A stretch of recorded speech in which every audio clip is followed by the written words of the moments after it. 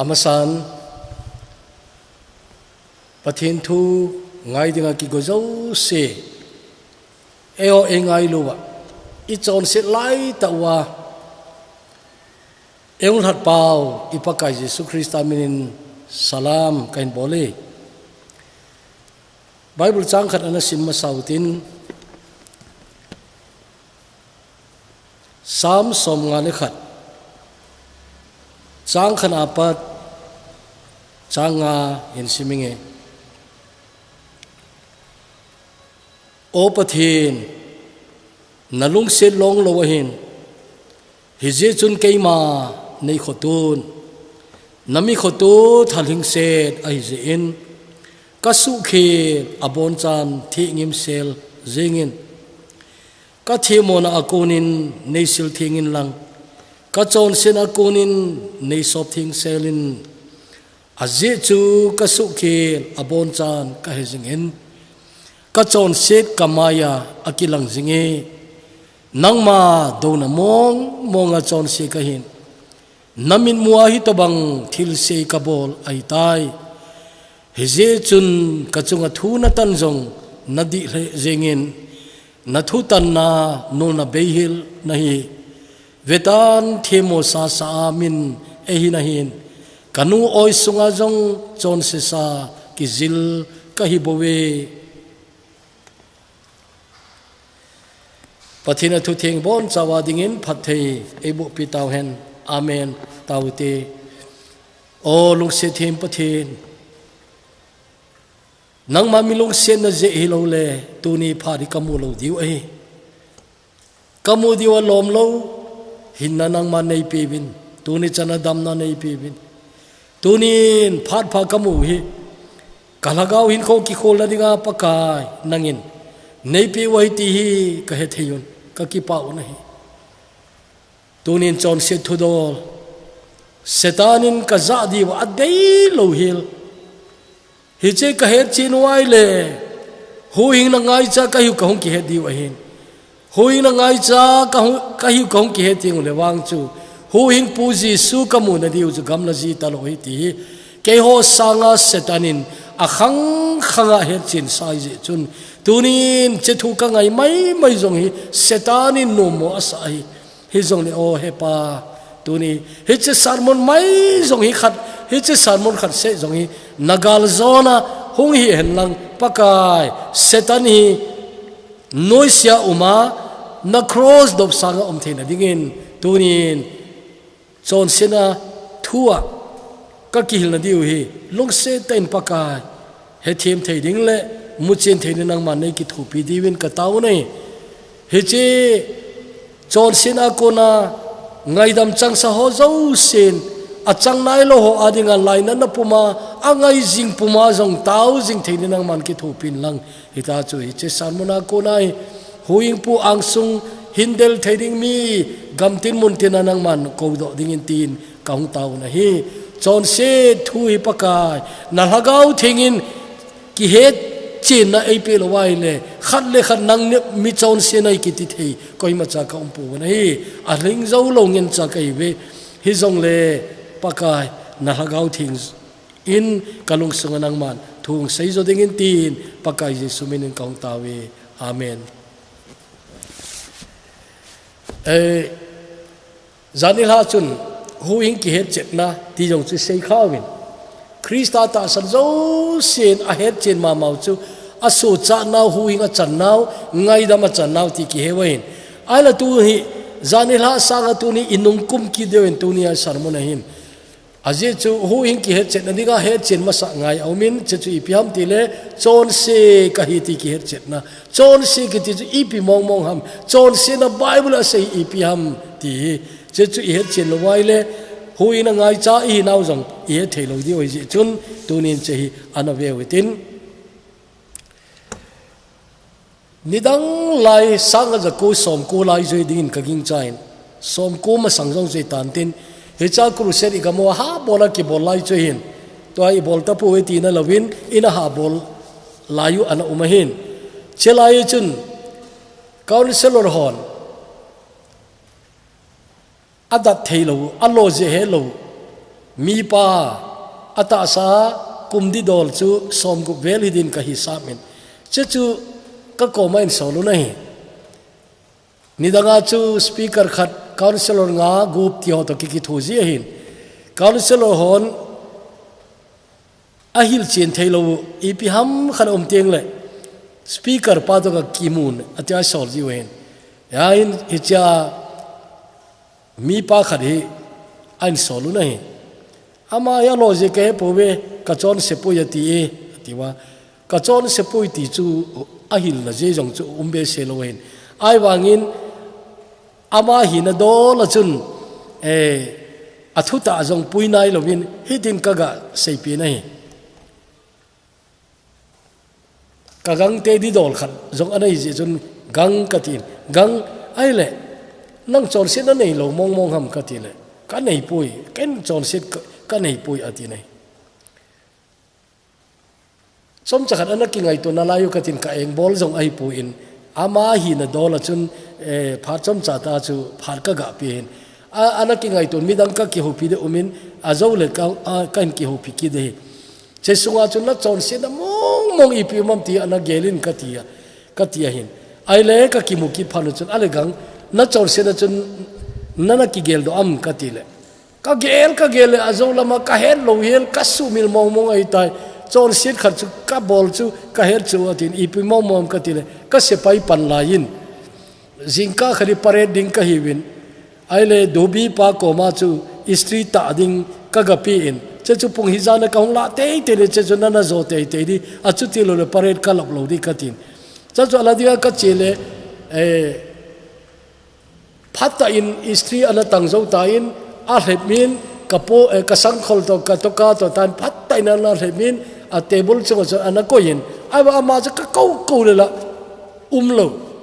เจ้าพานาจูเกนจงอาจจะมาโลจูงาเล่งกะลับโลดีโอนิกิปิตันดิกะตินเจ้าจูกะลากะเจียอีตาอิน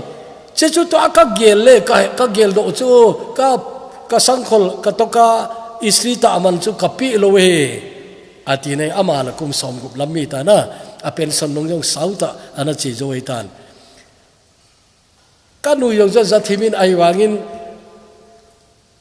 อามาเกลดานาจูอาจจะกัลวัลจูลุงเกลจีจงในโลเองปัจจินทุจงสมมอลจงเองไอเป่าไบเบิลสิมเทลมยังกะเฮปุยไอหินอามาโกมาฮิตินกะเซเนงกังไอปุยน่าเห็นขี้เลยก้าวนึกสโลหงน่าหิลเตยดีว่าเห็นเดินทูจูน่าหิลโลหะมกติเลยหิลหนาวจูดิอะไรหิลหนาวเลยเจ้าจูให้เต้นไงตัวเลยจินพัดียาเจ้าจูจอลเซนกิติเป็นจูนังอีมาจะจอลเซนนับบอลเทมาสังอาจอลเซซาเปียงน่าฮิดีไบเบิลอาศัยโลหะมกันูโอยสุงอาโคนาจงจอลเซซากิจิลกะฮิโบเวตีเลี้ยงป้าเดวิดนี่จงอันนั้นเสียหินมิเจ้าเสียมิจอนเสียวินร้องบุงอาจังสมเลนียจุนมิเจ้าเสียมีขัดจ้าจีอาจอนเสียหิตานเฮ้ยจะมีขัดจอนเสียนะจ้าจีอาจูมิเจ้าเสียอาทิยหิตาเบกิติหินอัตเสียดิ่งอาจูหลักอาบาจูอาทิสาปะเทียนตุกิเข็นสาอีเวที่ก็เสียเลยอลาจูหิลเทนังอุมินunderstand it as slow ก็สัลเหจิงินอาจจะจูคอยตาวตินตัวนี้เหดิวจูตัวไรก็เกี่ยวกับอุ้มจูประเทศที่เสดังนั่งเสยจับจูตัวจุงโคโรนาไวรัสที่ไอ้น่ะเดินนัดน่ะจงฮีเดินไวรัสอันที่เล็กกิโลมก็สมามาจริงกลุงทิมตรงขัดขัดก็จีนั่งเสยมาสังกติงพายะขบิเลนตาขนาดสปีกเกอร์ก็ปันนาหินอามาหัวบุ้งมีขัดนูปาเขาก็ติดจูอินเจงตาขัดหินอาลัมกายโจเสียดเกย์สปีกเกอร์ป้าโตอันนี้ดินไอ้กูนี่ก็เชื่อเลยออร์ฟเนสอันนี้ออร์ฟเนสออร์ฟเนอจูอิเจนาวจักรอากอยหัวจูอัตุซิมจูไอ้หิลินัยฮิเชียจับปังหัวเอดส์ออร์ฟนไอวินที่เจจูอาป้าจงเอดส์อาทีอนุจงเอดส์อาทีอามาจง HIV positive ฮิกินอะไรที่นี่ keo orphanage che ho bo chu ka ko yo hin anu le pa e sa thi ta jong le acha chu hi chi HIV chu a hi lo na ai le kala lo ki na la hin an HIV le chu mi a zen nom jong ha umbe se lo ding a khau kha di jong umbe se lo di che ho chu ke ni nu pa pathinin mo pun e pe ka ki gelun hoya foreigner ham anulo agency ama sumle pai galulu jong ka hi povin cho ju ki ne pi jong ka hi povin ka bol thei kham ka ma ta ka bol tin chapang chu som nga ho to bang hi akoyun ka vele chapang hoi lung se jong a umma ma jong ama wa chele I ma cha chapang dang to akiba lo na jong pon like any other child na chapang dang to bang bang normal hi tho hi win a school ka nei jong a hol pi u ting le school van ho jong na chapang khuzar pi chu atha jiu ala jiu hen ita chu umohin an tu ni che thu simlam chu seinom kai pu ka seinom pen ta chu hi che chapang ho ka vet na ko na chu tua eden virus ka ti na chela chu eden na ka tin hi che eden na mi zo si ping hi win AIDS orphan ho sanga na mi hem zo se hi che eden na eden thi na chu to ping khom hi ve ti cheni chum kalunga hong mine e chu tu ni so pi ule naw che nana he chin mong mong hinam edena kona thi sa na nau pi nai nang ma chon phan nang ma chon set I ma cha sei di umma sanga chon se sa na hi ti na inu oi sunga kona jong chon se sa hung ki zil I ta bi yung pen la ho che eden nat na hi to hung ki pen kho mai tai ti hi tunin I he diu ka dei nei Paul hin chon se thu hi hil chet te guin heje chun Romans bung khat na apat bung thum ki ka che sung khun chon se ki ti sei thei dan chumin ang sein tele bung ngai hung gal kai le chu adam le Krista te ka na chun mi zo si adam I thi na tele ata san zo si Krista hin ki na diu che khu en ha sei ki ni nai hina nei sa hon zong he chen che na dingin Rome ana ha sim lewin ka dein a he chi lo ki hol hon zong Rome le khathon mai ha sim lewin ka de nei he chun tu ni hin chon se di zat ni a ki khen I Bible ke khen lo na ken convenience dinga ka khen lo we a sei bai dinga ka khen lo we na I Bible ara ki khen san che chi pyam ti le I hi na a chon se to ito do chon set ne thim di ba I hi na a chon set ti chu ipin pi chu yung pin pina chon set ki hita ya chu hi na mong mi chon se ki hita ani na chun ei ma ta in ito na ei ma ta in ibol ei ma ta in ito do cheteni chu ahi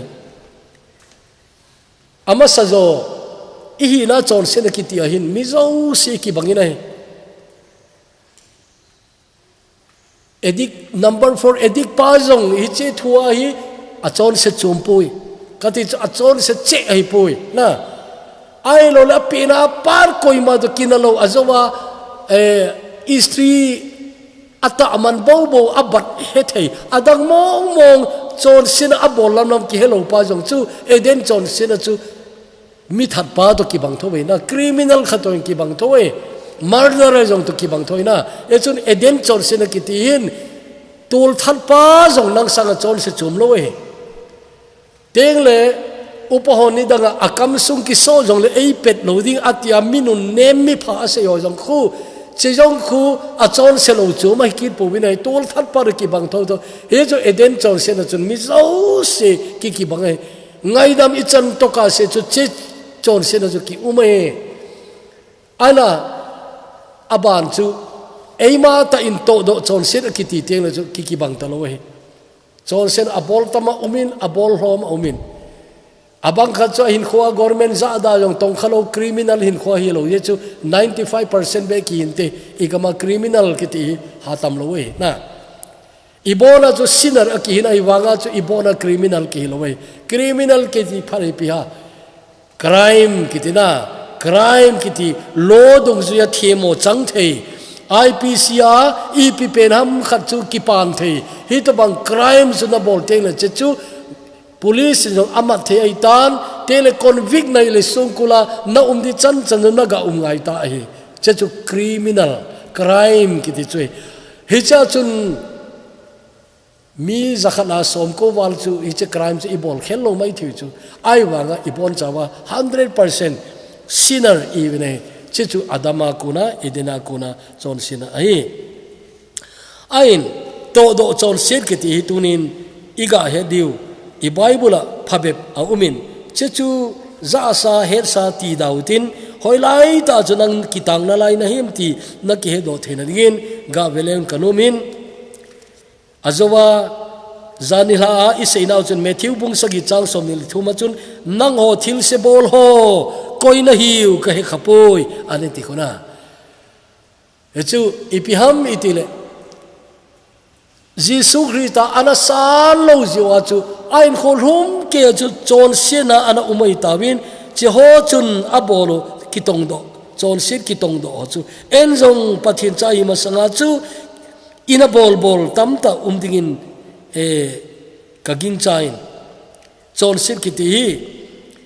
kidang ta khat chu koi man e lo jong le naga bol le chon sit ki ta po iga bolai le ki phat lam na ahong umin na teng le themo ki chan na ahong umin eima themo ki chan na teng le lungmon mo na chon sit khat aga bol ni ha a zana chu mitam ta chu imuji lo we ki phat lam ke wi lo ahong ki he do dem ei ki man do dem ahong ki phung do dem na tio chu te ai pi chu yong le tunin isu mi lo diu chu chon set ki ti ipiha hena sa iga bol ho na hena sa iga bol ho chi ho chu ai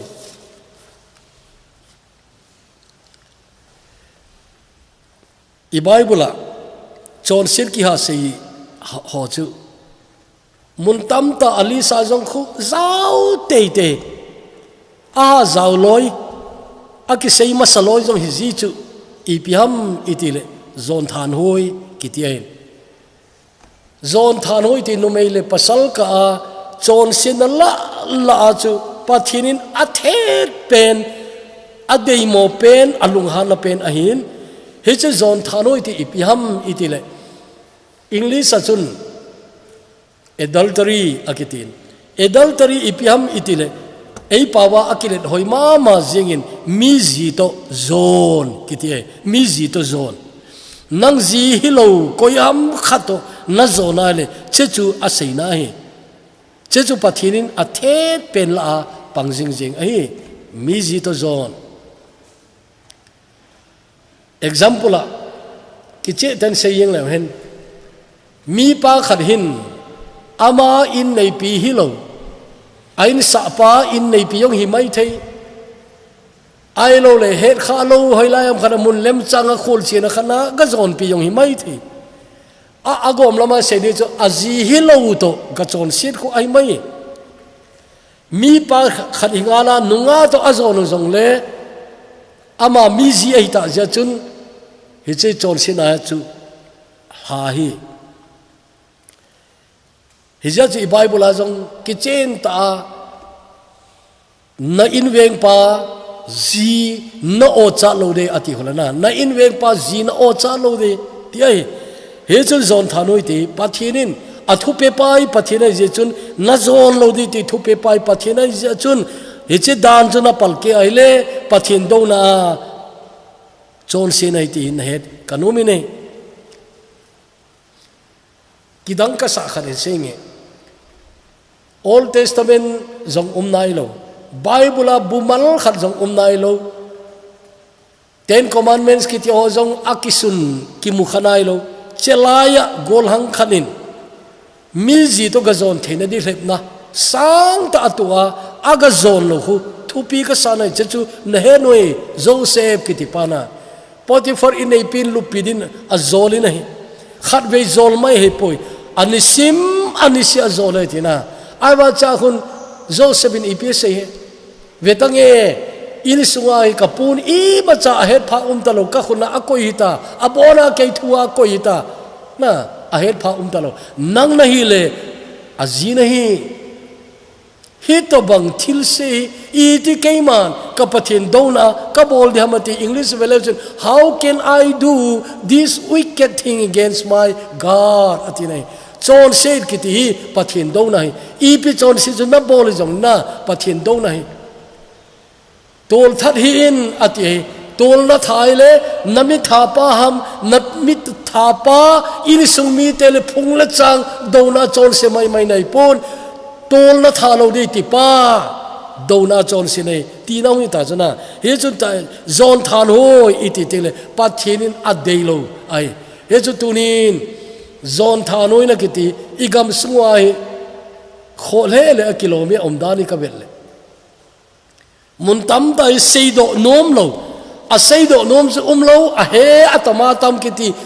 zon than hoi na igama tama tamai no mo sahibin lang ilo zau zau se wi zon thanoi na gam hung so tale kilo mai ke agam pha kai poi ai wa thung ki sei oi a ki za jingena e chun zon thanoi na kiti pathin lung han na i ti le che pathin lunga na chu i chunga chu de ham he che mo sa belo de ti tuni na het kanomi ne ani na chun ki dei na thing lo English revelation fornication ki tin tin che chu i pi ha chele nunga golhan la ya chon sin ahin kidei yong hi mai thei nunga golang na kidei kati chu ki cheng tei dinga ki nop na nei yong hi tamai thei ai wa nga chu ki cheng nai lo a chon sin le English a chun che premarital sex akitin ki cheng lo la ya na ki cheng lo la ya nu pa banga khom na che chu hi tu lai wang khoma ma jing chu khop khopi sunga na tong ho them zilna hi ta na to nai ta mu che aga umna umuna abang khachun in bahara tambe se jong chu excuse abolun ai wangin che chu pasal ngen cha khom le phai nume ngen cha khom le phai ai wa mi hello ka a living together live in partners itiona hi to banga in lu khom jing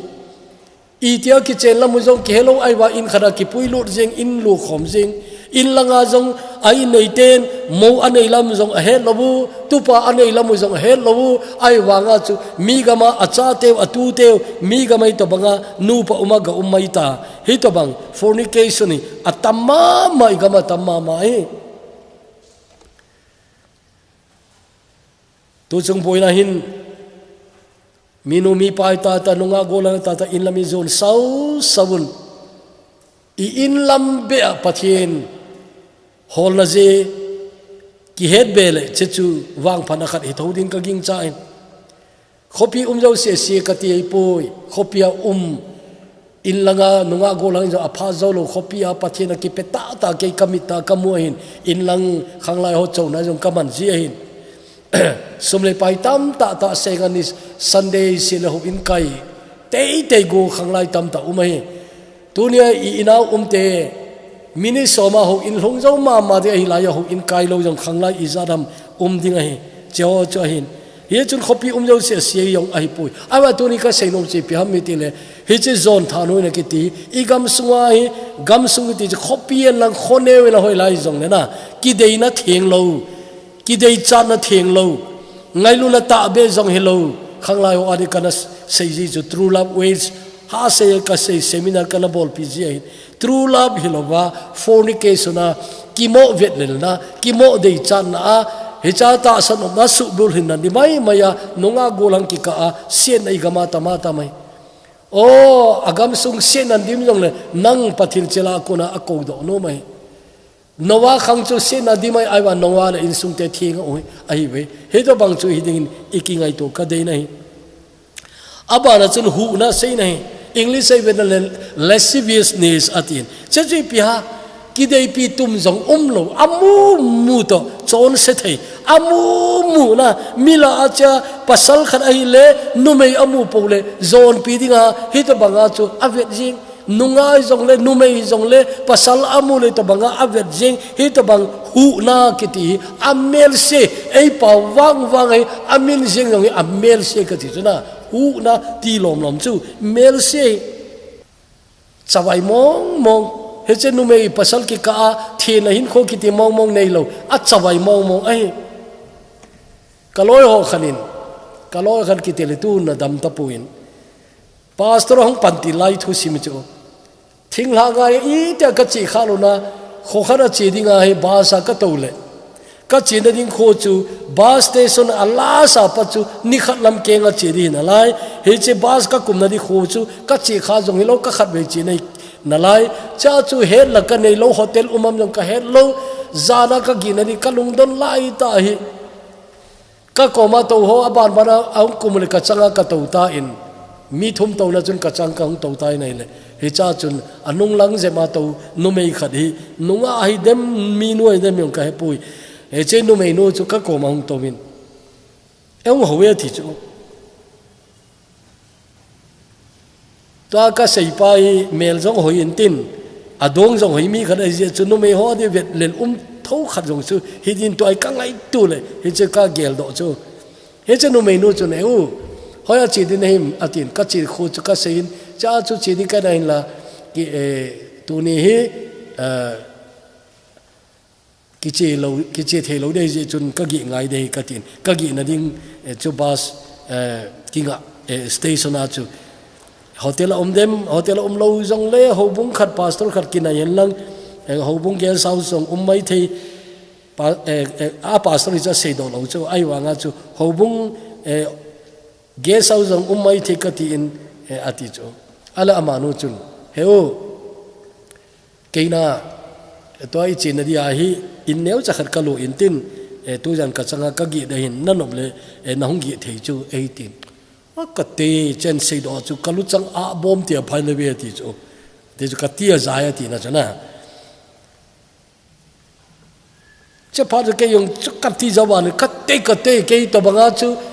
nang có mà cái thì cái bồi cái pastor cái thì phá na chú ông kí phá mình à dạ giống chú ông chặt thìm tai à thì chú na cái xin lỗi chứ bạn chứ chú coi chân uy lom đấy mi gì khát ai đem coi chân uy đem thì ngay tôi là chân po nát lom na tu lai nu mei kí sát cha vậy tao bằng chú hi alem chang na alem chang tao bằng chú anom sa hi jeng hi to bang pasal kha to kisu to le chu het lo hita chu chejan adinga chu nu pa hi di taw chu to ingai to le me ki ngai pi tum nei jong hilo kai kilung set pi tum nei jong hilo hi tai thang zen jo na hin khomang ki sat chawai mi tamatam a hi ti tu ni het nu te umi nei abana chu lung theng lo ka ti hi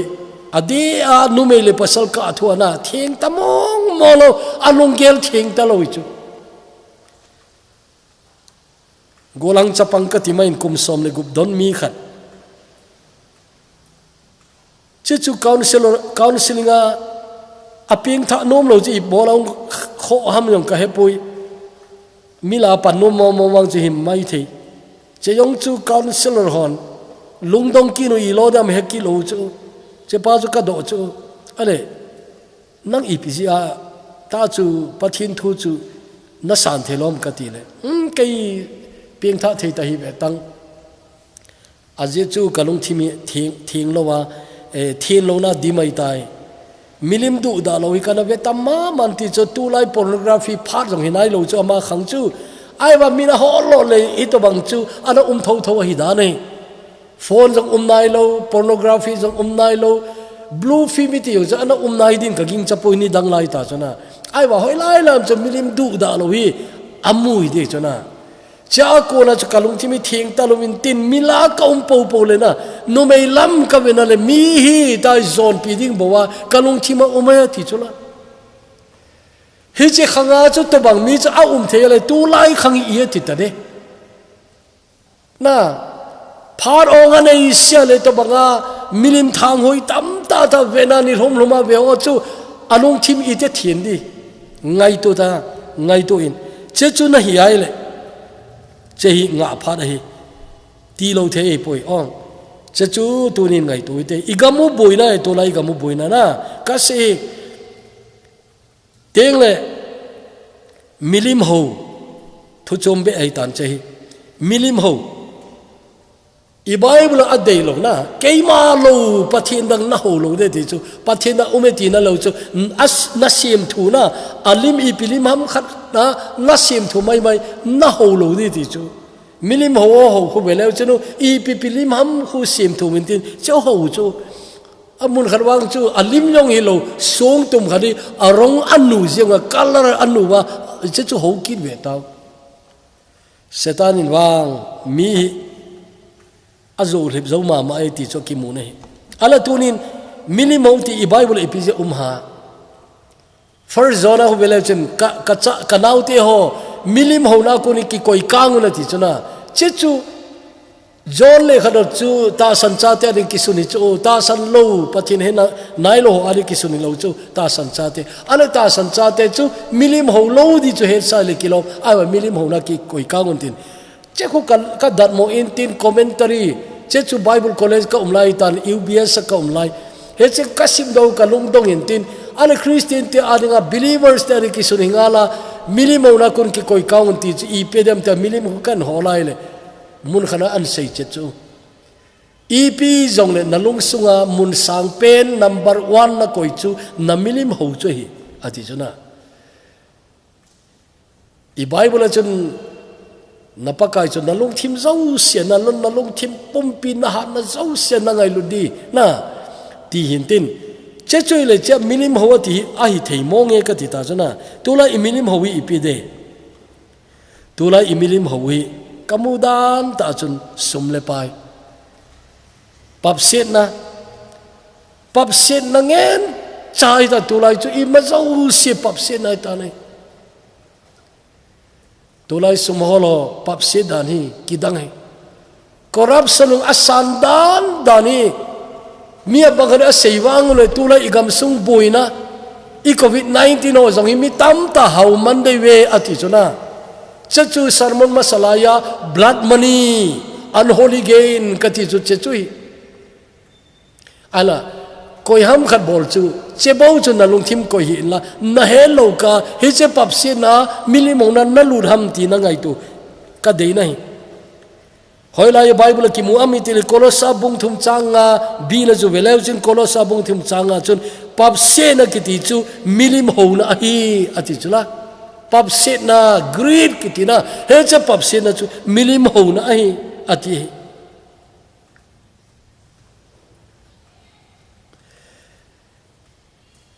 igam sung tu COVID-19 khanga hi EPP ki kheldem ti chu ema local situation dong zui hi tan tin hi jong le them khat be hi pathian inai lo lo ham ti ki ngai tu ngai nei na pap se ngai pap se tho nahi le ngai to phai milim ho iti chu che chui pap se ki ti milim ho na atin abana doi choi ti om ki di nei doi choi pile pute banga chu indoi sil doi ti chu I koi ta pu we hi jong le tu la ei ho la jong be thelo thil khan om tho ne che chui pi ha doi le kaw in ta san ki taun mai bi mai ba in ta san ki tawin khut lam vet yo in ta san ki tawin ai san le za chum chu ta san ki tawin anu apan chi ho chi ita san ul icha te ta san achom khana ki ni icha te chun amo chu aselom lo man la lo mai the ai wa ke chun chu pathin cha te bolinga kilom ka sa lo chu chapang tam ta na lekha sim thei ta ho apan achung lam nunga gulang tam ta hi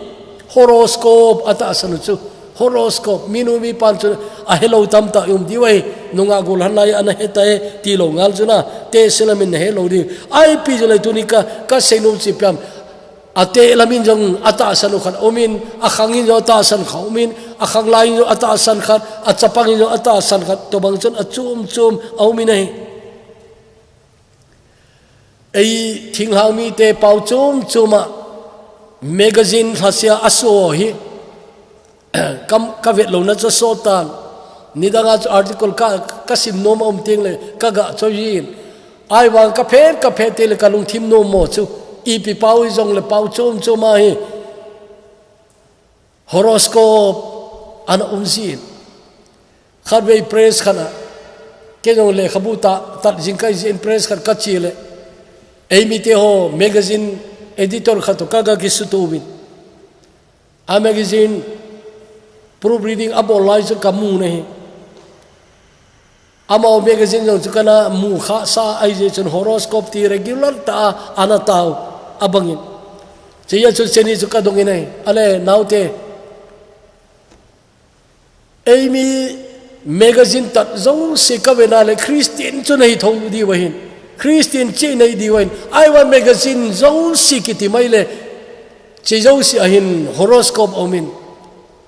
เจ้ากิโลมนัสอวมกัติเลยกัดดอกปาจุนเฮปาเกณฑ์วันกตะสันปุยฮิจงเลตั้มตาอินแมกกาซีนอาซิมโลนาเวฮอโรสโคปอเวตโนโมหินฮิจงฮอโรสโคปกตาโลไวเลยก็แมกกาซีนชีโลเดหินฮอโรสโคปนั้นแมกกาซีนดังจูมินักกิจโอดีไว้จีอาจุนโบโลทีอาฮิปุยอาตินอาโคเลเจงนะอีโบลาอามันละตาสันโลเอดิตอร์ปานอเมริกันอัตาฮัมอิติเลอาซิมโฮจิอิจูเฮเจตาสันนลายาฮอโรสโคปอมโลโปเลเมริกันจะโลดิโฮจิอาจูอามันจะจูอาโบลิจูตัวนี้ชาเตนาวเตตูเตโฮไงตูปัทินตาสันขันินอาฟิวเจอร์เจ้าเสปัทินคุณอากุยอีฟิวเจอร์เฮเฮดโคยงไงโลเวอีฟิวเจอร์เฮป้าอีเฮดจินอภัยกันที่สุดน่ะอีฟิวเจอร์เฮป้า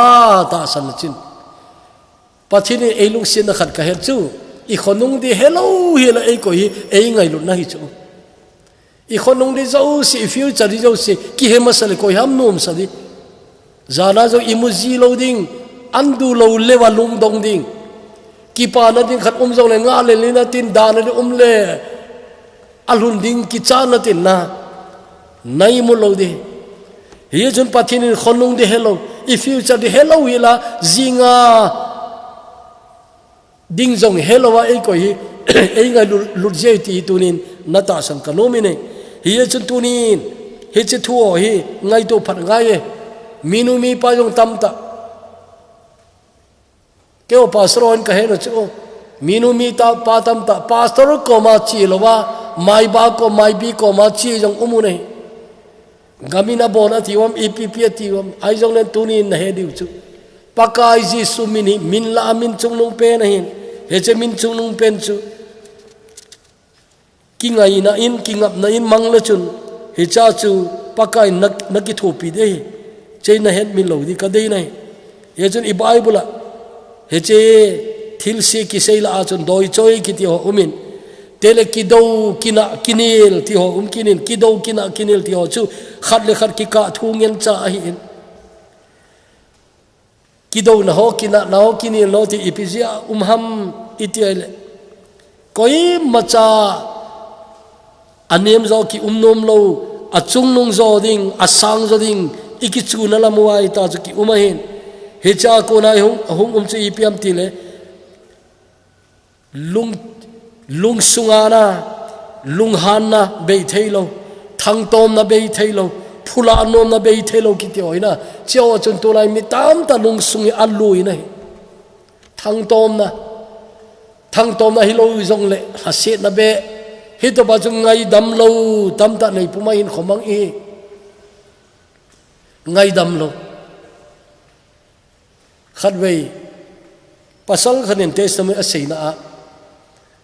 อาปามินาท้าวอาปาเนมินาท้ากินไอวางาจูพูลานุ่มนั่นลุงทิมกิตินในอากดโลอังไงดำทูอาศัยจูเกี่ยมันเจ้าจะกังไงดำนุกังไงดำละไว้เลยส่งคนละเกี่ยเลยเกี่ยก็กิคุมดิ้งเห็นอาจารย์บีเกนกิจอยงานไอวางาส่งคนละเกี่ยกิคุมดิ้งมีกังไงดำไม่เลยเฮ้ยจะส่งคนละจูโลกเกี่ยที่จูนะเทสโนมันยาวางจนนัสสากษาอิจิจูมีไงดำโลนั่นเอง เพียงถ้าเราหินขัวฮีไงดำเรากิติแคนเซอร์ตัวบังอามีหินขัวสุเกนทีไงดำเรานั่นเองพูลาโน้มนั่นลุงทิมนั่นเองเลยนับพูลามาสังานังโจ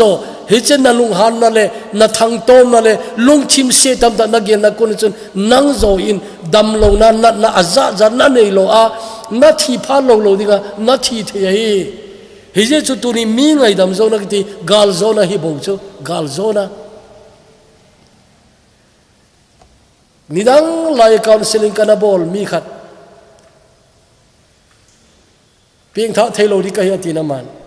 ipj nem ane pathinu kan hil ho in he thim lo ham ka tin ka he lo ta pui counselor hon jong aseo ki bang so e he jara bonin ka heta ati ane he chin ta I bola na san nom lo tin ka san le mi khar ka ngai dam di pamai wal da ti chu nui zan la lungdon la umei ka pien tha po po le ka ngai dam te te ri khat umin chen ngai dam jing ni pamai ka sai phula go ke ti chu la mi ki dang thoina phula zawa lunghai sela hin khoman di kinep da o ama kom ka sei chu nalungo ta in phu chu la zawin lang hi jong la chun nom ta na lo di phu ala zawin nom ta na tai ti cinema boi the di en nong ki te ki chai ta khu a cinema jing ang khu hoi ten ngai tu sau la chin aban di thelo khat chona ki sem thu mai chu he chun phula zawa nom ta ki pa ta ta ki le se chung lo de phu na la zo le abana nang chunga phu ki la ki tho de ti nai che ja ma kom ka se chu ven phula zo ki ti pasal pha ai poi pasal pha in angai dam zo we hagawa galzo na thupi pen chu ngai dam na hi ka ti chuna mi na ngai dam lo le pathin ngai dam na san thi ngai lo de I bible khula mai chama thil pe din na chela ye ko am na so pi ka na ki to pi mo khan aw ma na chin lang ga ki ngai dam ta diu na ki ga ki cham ta di na ti ko na mi na ki cham pi lo nang jong na taw na ki sang lo di ti ko la tunin che thil neu cha na bang ai wanga thil zo sia hu be he chun thang tom na ipi na ni ya tunin ngai dam lo koi na ni ya na ngai dam lo koi na ni ya ngai dam lo nei pum pum hin khona man chu nain khua po gi be ngai lo di teng le ata chun ngai dam lo nei pum pum ma chu pathin ngai dam na san di ti le chun na san the lo di ai chu che ngai dam na chun adal ka ti chu nami ngai dam lo chun adal yeng dei ama chu adal zo hi lo nalung thima ki hong lo chu ko yamin adal lo nang le nang na ki dal chu a chabi nang khud chu pakai ka ngai dam tai te le chin pakai ngai dam na san abaya bai mi ngai dam lo hon pathin ngai dam na jong ai thei po we che chu to ki zom ki do kina kinel he che ho jong hi khat le khat ki ka a hi akipan na che lung sung hi jisun alu nai lo lung sung hi kido na lung thim pujing kina na lung thim pujing kinel na lung thim pujing che chu jisun alu nai lo hin khoi gen thei na sa lo jisu lo lo lung thimi thil pha ngai to lo cho akilo loma pakai ni kho ham khale howin kai na ve ta ai wanga apha tam zo chu ngai to na di lo lung theng lo hi to bang chu hi che chu tong ki zom ki chu ki thang se igam soi ki thang se ki tia sang ma ka sa ni azo i se yo yong chu ki thang se na ja hung pi nga tama tam chu ki thang se na mi chana ki pa thailo mi ki pa na ki pa thailo cho hi pathinin alu lo lungthima kona kipan ahinom mama inai hi je chun thang se na kiti hi nane ai le mi lol hina jong ki pa punatin na lungthim nom mo tin hi theiwang le na su se nom dai hi theiwang le na la pi nom dai aje chu piam ti le che chu pathinin alu lo lungthima hong kipan ai nai chubana thang se na ipija hung umjiam tile achana anung lai lo je chu chana lung lai lo kiti pathin lo lo lung thimang ki panai I Bible chen pathin chate are ase chi pia achana lung lai na achana lung lai na chanchunga lung lai na kiti pathin I ho nawa I wang phana penu chu koi macha ot chalo koi macha thang selo mi ki pana ga ki pa pi thai I chana lung lai che ho chu apu azangi nai apu gi lo we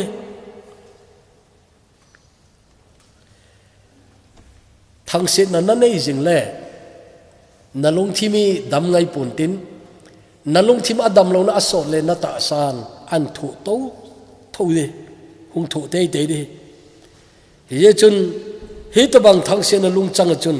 ngai lu na ki ti ping ngai pun tin apha zo se ki ti chu nanga ko na chu all ola beido dingai ye chun che hi tunin su melodi deu nei abana I Bible in pathin adailo an sil a kho tu lai chu zukham eltol golnop ti khar ume zukham eltol golnop pathin hello ho chana hi pathin hello ho birthday dunga khamna thei chom chom paluna party ti bol ho kiti igama beinai lo ahin tulai akho che khat umin khamna thei jong azat umaitan tulai ta India gama mitam ta in aban ipiaw idem ti ahead nom tenu khat chu tulai ta Bollywood na drug to kisai mitampi abana bana hong ki mando ding ai hecha ase na hu ibenai le nidanga chun party dunga hi zu a bolohin tulai ai le drug ai abolo kiti chuna drug abolo amo sungma ma aphong do hung ta ji wa chu ki sel thi jong ai ta pu nei abolo hi anovela chun hecha thing di mi ha tam le akilom pui ai che chu heche Bollywood ke wi lo we igam sungu che di mai na igam sungu che di mai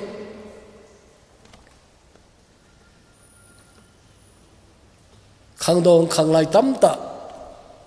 a cho na o hi nu le pa te mu lo ba abolo hi seido hoi jong hi talo seido ngam ding jong hi talo ta nop chon na a khoi ta ne zon tharu ne tong ki zom awi ki na lain che zun el tol gol nop itiai to abona cover hi mai abona include hi mai na abona ho bi cho che chu ngai to in lang wanoi le seri phatalo hi ai wangin nowa khanga akhang chu I tawan kilo jong le nowa le a in ko ana thin banga chu a thing ni ga tunin pakai na ko ai porin galatia bunga chang som le ko par som ni le khan asur ho khu kain zu yen tu ni ai adang dang mun chum chu kala jong chu nan tin ain cha thil phalo nakitongo ho abana ban an sei a chaina hu ipia se ametile ali saupi ta an sei jo nu hu chutabang adang dang ho an ti nai I Bible pathin le khabu ahi mong monge ti jawa ko na yong kilang chu na aje polin je su lai ama khang jo chomlo ki chai ta le chu edi zakhat jong mulo zo man edi som sagi masanga thi jong himai thi jona ai wanga ama khanga se na chom an su zo chun chu to bang adang dang ati nai adang dang chu ipie de tula eo khanga umoi polo khanga umnai lo chuna tula ya eo khanga umho khamna theyong azat jana khamna thei zat zat aki ha sei mama ho chu kana za khain ka he lo ka za kha lo tamta umin tin ke he ho chu number 4 chu le he na wa so tan chu heroin akitin na chu tele wy kiti umin brown sugar ang umin sp kiti adang da epp tam adima umai chubana pornography azar zatunin sei sen lo atama tamai tai cho cho polin le kha thot usulaya adang dang chu to bang adang dang ati ho cho hi hitin thil khat kan sune mihem chor sin a hi sei zo hoi hilowa tam ai tai hi zong le alung hei ho dinga chun ngai damna a umina hi leng pa dabinin o pakai themo na ho hi na mel chi ding hi le koi ham ading zo ding pakai ahin la min nagin theina din nakoma ngai damna a umjing nai anati nai sam zakhat le som thum chang thum to changli hi chai mel chi o hi chai ki pa pen cho hi ngai damna ume ti pathen phasa le jinglam le che thu cha ban bana in sei di wahin ipi zo le tu ni hin hi chai ngai tu te chon se na ki ti hi kim thelo ding ai na kim thelo ding ai lung he ya akom zok chu a pha pe ne phon do lo dinga kim de ni khat cha poi azo ise Bollywood drug thu ho a masanga abulung ki panazu Susan Singh thina thuain tui Susan Singh kewi talovin ama manager nu ama masanga anathi masa disa salian case to tulaya ha ta khulai ta ohin atila chu bai ta alonga lahon suicide na phun jing postmortem bol ho jongin bol du da bol lo hile kilome cha cha bon ma to hung min sadiu hi a state government ki sana min sadiu hi cha na heading chu thil se kiti hi selgu ki go jong le hung kilang ki ji hi le se chung a ki selgu pai pai ta jong umai the tu chung ho ba ne selgu the ta poi police te na to hing lo jong akimudo tai doctor on na to jong adu da lo na kimudo tai to chu na tulai na za jing na he jing hi cha ko na isu min lo diu chu Susan Singh thina thu mai hilowe disa salian thina thu mai hei poi tuni nang bol jong na nang na to jong nang thil bol jong pathen ko mangai dam nana ki thum sa nanga sa hi lo nga le im thei di hilowe ti tuni na he kanomin Bible chang khan ani hin sein ka tin hitai Jeremiah inana sutcho alam pi zo seu kami teni na ve hijingin athi mo naw jong chu keima min mun akisel pon ahi Jeremiah bung som le gup chang som le sagi kimel chi o Jeremiah bung som le gup chang som le sagi alam pi zo seu kami tenin ave hijingin athi mo naw jong chu keima min mun akisel poi atina tele numbers bung som thumlani chang som ni le thuma chun na chor si naw hin nang ho na hin holdo te diu ahi ati chu na chor si na ma chun nain holdo kiding ahi ati nahi tele luk bung so bung ge chang som le sagi pakain ki phong loadinga i ma cha ki i ma a umpoi ati kinene ki phong loadinga ki i ma umpoi Judas Iscariot hin khuwa chu aki i mi nahi ai waga achinunga chun zonina sein ama chu gucha hi atina gucha hin sumo chu ama dinga anaki gu ji hi ati chu achinunga anak sut hi ama I pakan vel tampi chan sape ti chu isei sawi vel tam da chan sape nai waga ki phong nom lo heta chu thina lampi anak kin hen chu achai chana azor paita nei he chun tunin thu chaina dinga ye chei ngai tu te thil khat bo ingai tu di o me keiman ka chon se hi ka im na lai ding ham chubana I chan chon se na ka jing na lai ding ham nang le nang ki do di chu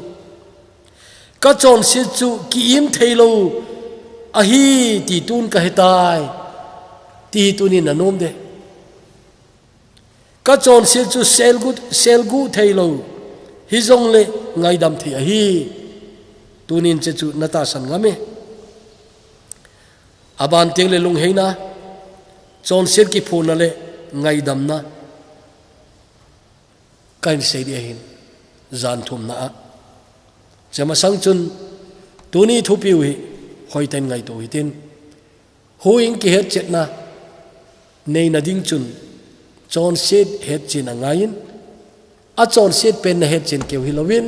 nangma chon set na ki het angai nei hiteng chul aban di chung tan ti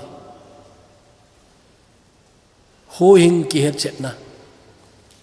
nei lo thei lo na nei te ngai che chun na nei na dingin tunin chon set thu do le hoi ta na ngai ton lang tuni sei do zo se avel velin anangai la chun hi cha kon chun zinga ithopi diwa ki go zo san na om de he avel sei kit kate aban ingai to diwi lung heina chon set ki phun na le ngai dam na chechu aban ding a hin pathinin tu chung isan mon zo si phata ngai thei dingin pathinin phat pha na pi hen lang dam na pi hen lang ke jong dama achai chan sei ka gur zo se sei kinem pumin tauna hin mang tange hepa lungsit him pathin tunin hu hing ki het chet na kane na diwin chon se ka hi dano ka ki het masau angai ti kan sein chon se ka hi ti ka ki het chin tingule hu hin ngai cha ka hi kan ki het diu hin hu hin pu jisu ka ngai cha nu ka het hin diwin ka chon sinu ka hen ngai hi pakai jisun ka chon sinu apo mang ti ho ka het chin adiu chun ka chon sinu kamu ngai o hepa mihem sei thema koi ma chon se ki he thilo e lagau thingin ki sei do le hung ki phong do zo se hin mang chan lang na bible chang ka phun do zo se mang chan lang pakai e cha ko na chon se ke ki he a ngai dam ngai cha ke ki he a na ngai dam na chang ding le thim chan na lo pi ta mudingin nangin lagawa nei ki thopi divin pakai ji suminin kaung tawe amen.